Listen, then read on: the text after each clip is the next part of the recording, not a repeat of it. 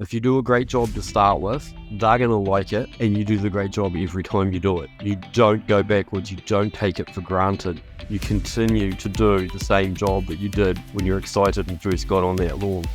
Then it becomes your own standard of quality, and the customer's happy. And I've been very lucky in that I've got customers that I got a week into it and I'm still doing their lawns now, plus their family and friends and neighbours usually as well. And it's because of that. Consistency in your quality, communication and reliability. Those are the big three. So Rene, thank you very much for joining us today for the Jim's podcast. And you're from New Zealand today, and it's great to talk to you because you've been with us since 2011. So you've been with us for a very long time, around 12 years. So you would have seen a few things and been through different parts of your business and stuff. So it's great to talk to the veterans like yourself to just hear about Jim's from your personal experience. So what were you doing prior to Jim's Mowing in 2011? Previous to Jim's Mowing, I was manager of an HR recruiting company. Wow. And what prompted the change? Sort of at the stage where got sick of making money for other people, if that makes sense. Yes. And thought, I've always joked about for the last 10 years before that, said, I might just be happy going out mowing some lawns and, having my own business. And I randomly had one of those days at work where I was scrolling through the internet after work and I saw the Jim's franchise come up. And I thought, I'll give this guy a ring. I've had a guts full of this. So, gave who the regional franchisor at that stage was John Crow. Gave him a ring and, just went from there. Yeah, so what was it like back then? Was it just basically that quick of a decision and then all of a sudden you're in training and away you go? Or how was the process for you from when you made that decision to actually starting out in the field? I reckon it was probably about a 5-week process because, of course, you had to hand a notice. I handed a notice and said, I'm out and going to work for myself. Did a bit of a handover at work and John was really good. Yeah, you had to go through a bit of paperwork and things like that. And, of course, first step was always look at the books because it was buying an existing franchise. Yep. So look at the books, make sure it sort of made reasonable financial sense. And it did, because when you buy an existing business, you got pretty much a guaranteed income from the day one. And it was like, I can work with that and deal with that at the stage. And it was age and stage in life a little bit, I guess, to make the decision. And how was the first week? Do you remember like that going from the corporate environment to doing the physical job like you were doing? How was the first couple of weeks? Oh, look, mate, the first couple of weeks were mind-blowing. You don't realise how unfit you are coming from an office environment to go into a physical environment. Yeah. And I think I lost in the first 6 weeks, I lost about 20 kgs. Really? That much weight in the first 6 weeks? Wow. Yeah. I mean, and that was some of the reason behind it too. Being sedentary in an office job for, by that stage, probably 20 years. And I was always pretty fit and healthy and active before that at school and at uni. And realised I just wasn't feeling on top of it, I guess. Not really a gym buddy sort of person. I'd rather work and, be fit at the same time. Yeah, exactly. So some of that came into play as well. And feel really good even now, coming up 13 years later, I can still play for the under 85 rugby team, Well, it's amazing to lose that much. Kilos, yeah.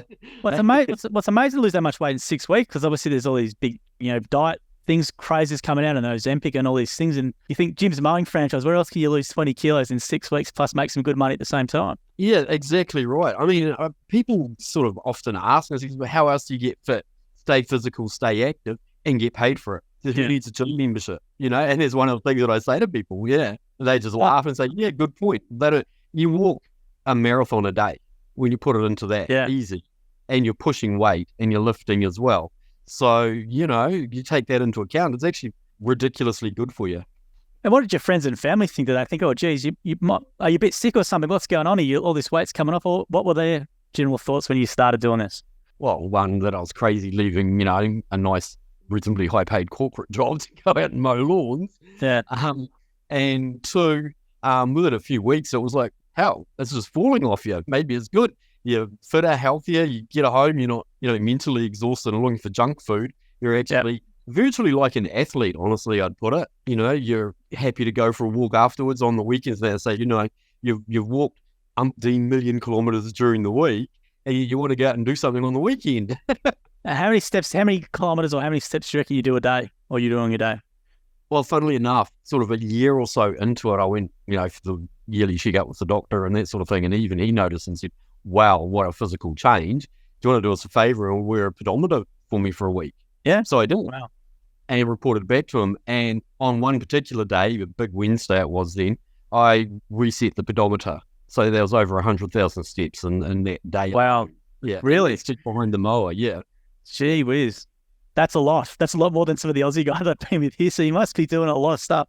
Yeah, our lawns are probably a bit bigger. Waikato, we are as rural. It's like the dairy hub of the world, let alone New Zealand. So our grass and our pastures very all year round, long growing and very healthy. That's amazing. And how was the mental change for you after? Obviously, they say working out and stuff's obviously good for the mind. So how was mentally? How'd you find yourself in that first couple of months? Because it can be quite stressful. You're going, I'm leaving this hot corporate job. I'm going to something completely different. I don't know if this is going to work out. But how quickly until it started really reinforcing you? It was a good decision. Yeah, no, it was a good decision straight away because if you're feeling better physically, I think, and you're getting fitter, you feel healthier. And that, I think, weighs on your mind a little bit as well. Honestly, the stress level was so much different as well compared to what I was doing. There's no stress in that decision and in the job itself. You've always got a little bit of a nagging doubt on what's going to happen next week with these clients, especially when you first start. Am I going to get enough people? Are these people going to leave me? Am I going to be able to replace them? Very, very quickly within the network and within the franchise, you find that that's not actually a problem. There's as much work as you want. Yeah, and how big's your business currently? How many clients do you have? On a 2-weekly cycle, because we pretty much do everything fortnightly here. I have 96 active clients. It's a great business. Cycle. Yeah, it's a really good business. And because I looked on the system here, obviously you haven't been taking leads for a long time, I presume, because you haven't got many surveys in there, which will indicate you haven't taken leads. You've got all your clients. So when did you stop taking leads, or how long have you been off that for? Yeah, so I've probably not really needed to take a lead for maybe 6 or 7 years. Really? Yeah. That's amazing. That's just through quality work, word of mouth. And very rapidly, I used some of my previous networks that I had in my previous line of business, because when you're recruiting, you're dealing with businesses and management teams. So I picked up a lot of property management and rental real estate companies straight away. That's amazing. So when you've got them on board, you might have one client, but each of them could have 10, 12, 14, 20 properties, some of them. So that you're mowing on a 2-weekly cycle. Now, to you, how do you, it might sound obvious to you, but major outline, what's you as good customer service? Why do you think you haven't had to take a lead in 7 years? You mentioned some things there about the networking side, but what's you as good customer service? Do you want to just outline it for people? I think the big thing for me that I found in it doesn't matter whether you're doing an individual's domestic lawn or you're doing a commercial company type lawn, like for the property investment people and the real estate agencies, start how you mean to finish. If you do a great job to start with, they're going to like it, and you do the great job every time you do it. You don't go backwards. You don't take it for granted. You continue to do the same job that you did when you're excited and first got on that lawn. Then it becomes your own standard of quality, and the customer's happy. And I've been very lucky in that I've got customers that I got, a week into it, and I'm still doing their lawns now, plus their family and friends and neighbours usually as well. And it's because of that. Consistency in your quality, communication, and reliability. Those would be the big three.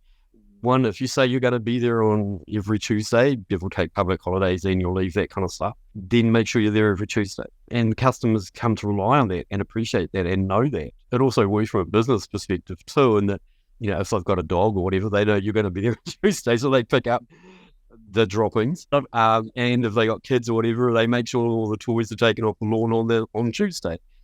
So that saves you time as well and makes you more efficient as well. That's great. I was going to say, yeah, so you haven't taken a lead for 6 or 7 years. Why have you stayed within the gym's mowing system then? It's a supportive environment. You've got your network of other guys, and you always toot and wave to each other and have a yarn if you see them on the same street or the side of the road. There is always that option of, things can happen. A real estate company with 20 clients might go belly up tomorrow, and so I can always switch myself on. And I know full well that I'll get leads to cover them reasonably quickly. So it's a little bit of a safety net. It's a bit of a backup. You never quite know what's going to happen around the corner, so it's good to have that there. The brand is good. People recognise it. So, if nothing else, I might not be taking the leads, but having the gym's uniform, the gym's logo, and the brand behind you on your trailer and everything else gives people that feeling of security and consistency as well. For sure. I've asked this question a couple of Oz guys have been around for 27 years and stuff, and I was similar to you, haven't taken a lead in like a couple of decades in one situation. It was the same sort of answer. It was the support. And if you do have to go away for 2 to 3 weeks, your customers can get looked after.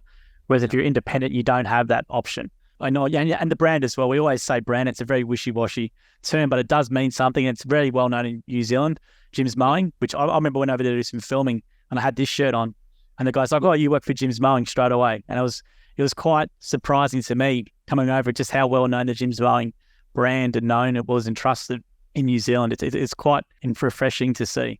Oh, it very much is. It'd be one of the top ones. You say Jim's Mowing, nobody says, well, what's that? They all know it. Yes. And if you're a people, the first time you see them, they call you Jim.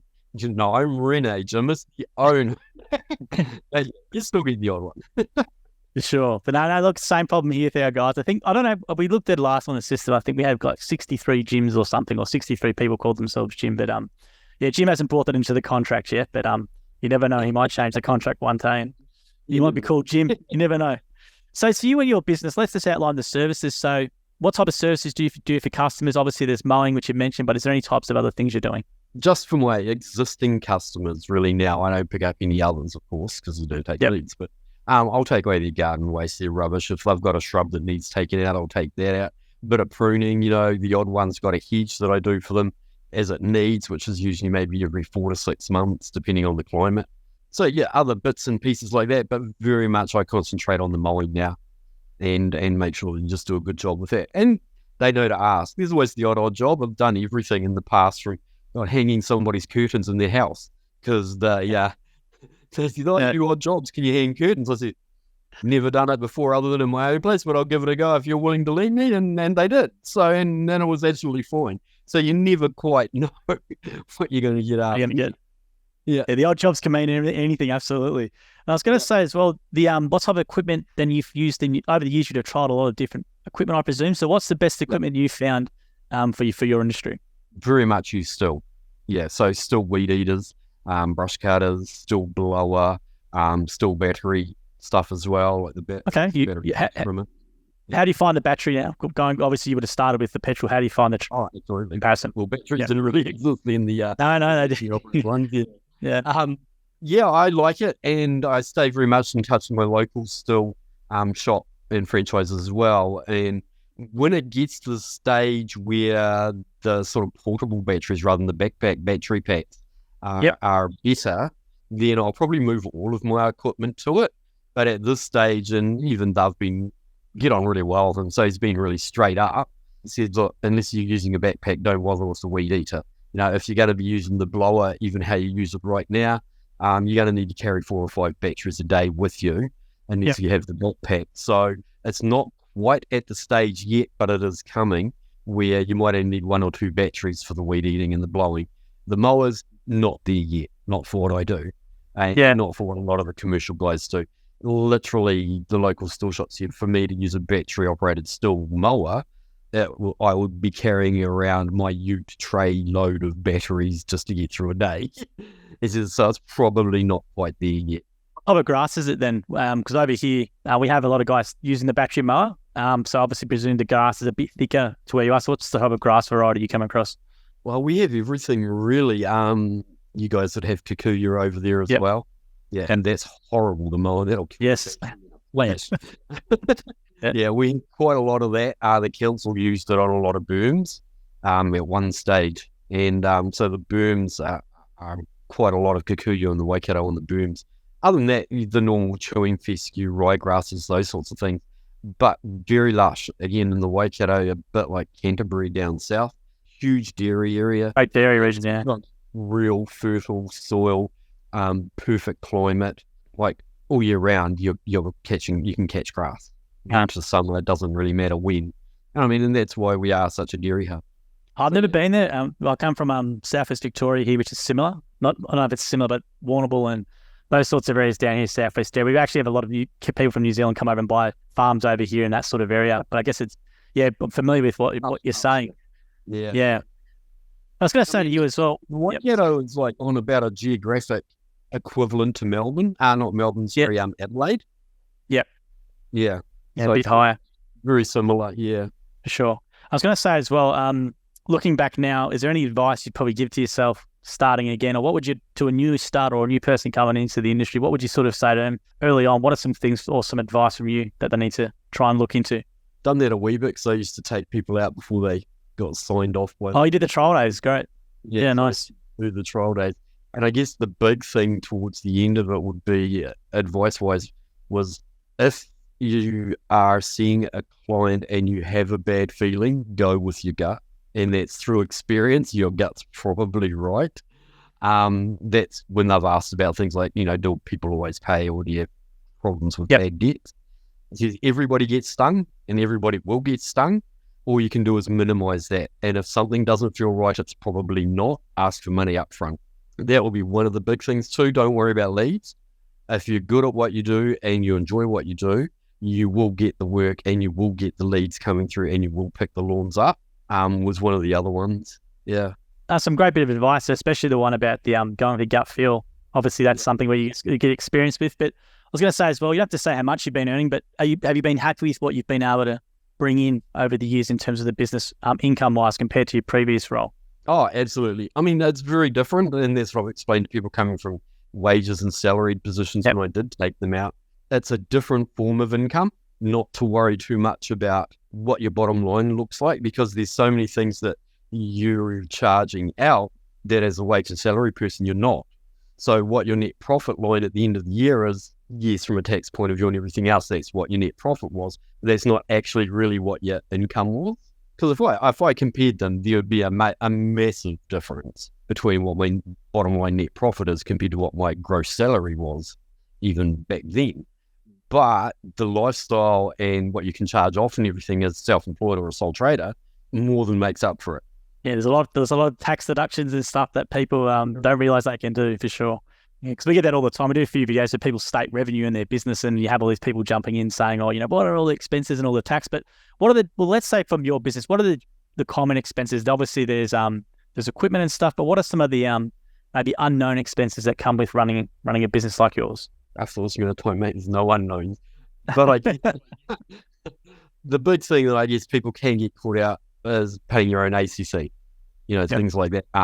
Having to take care of GST, those sorts of things are things that many people from wage and salaries never had to really think about. Having to pay your own tax, not pay as you go. So all of those things need to be put in there. Having an accountant on board, whether you're using an accounting system or whether, because I've got an accounting background, so I did at university, I do all my own accounting, but I still get it signed off by an independent.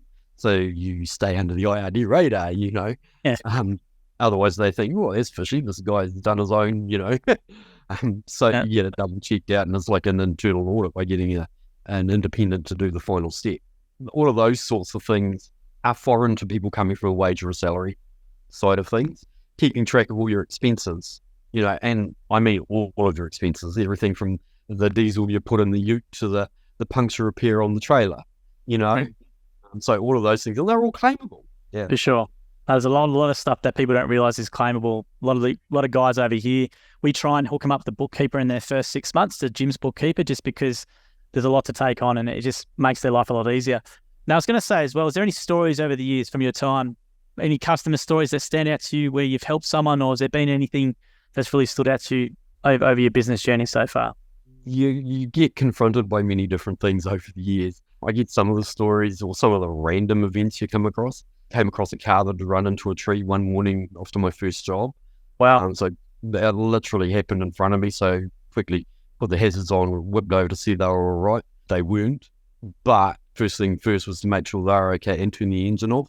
And it was still sparking and smouldering. At the same stage, the neighbour to a customer whose lawn I was actually going to worked for the AA. And he happened to be on his way to work and bypassed and saw me stopped. And what had happened, he whipped over. So we both wrenched the bonnet open, and he grabbed his toolbox and we ripped the battery out before the car could explode. So, you get all of these sorts of little things. There's fuel everywhere. So, and got a big thank you card from the people, a month later when they were all recovered and were getting a bit better and out of hospital. So you get that all the way through to, mowing and doing the edges around a shrub at a place over by the university. And my weed eater kicked this funny little bag out, and it was glinting in the sunlight, and somebody had been robbed, obviously, the night before. Wow. And being chased down. and the people had dumped all the jewellery that they'd flogged under that shrub. And next morning, first thing in the morning, I managed to kick it out the weed eater. Thought, that's odd. So he called the police and they said, yeah, we know where this goes. And yeah, it was a bag load of jewellery. So yeah, there's always something random happening, mate. Wow. And that's amazing. And looking back on the journey, is there any sort of anything you do differently, or you've been happy with just everything so far, what you've done? I don't think I do anything differently whatsoever. I mean, I think I've followed what turned out for me as a pretty good pattern, other than, pulling in my networks. I took every single lead I could when I first started. And after the first year, I probably worked a little bit too hard and was feeling quite exhausted, and reviewed my customer base and everything at that stage. Like on your own, I was doing 120 odd laws then on a fortnightly cycle, and it was too much. It is. You've got to find your level and then stick to it. There you go. Well, we'll leave it with that, Rene. Thank you very much for your time today. A lot of great information. You can hear why you do so well, and you can see why from the system as well. I've not taken leads for 8 years, 7 years is really, really impressive. And we'll get this a core voucher to you as well. It takes around 6 business days to come via email. You take that, it's a couple of free nights at any hotel, and 50% of dining as well at any of their restaurants. But appreciate your time today, and really great to meet you. And looking forward to sharing this episode with everyone. No worries. Thanks, Joel. Have a good one, mate. Thanks. You too. See you, mate. Thanks. Yeah. Bye.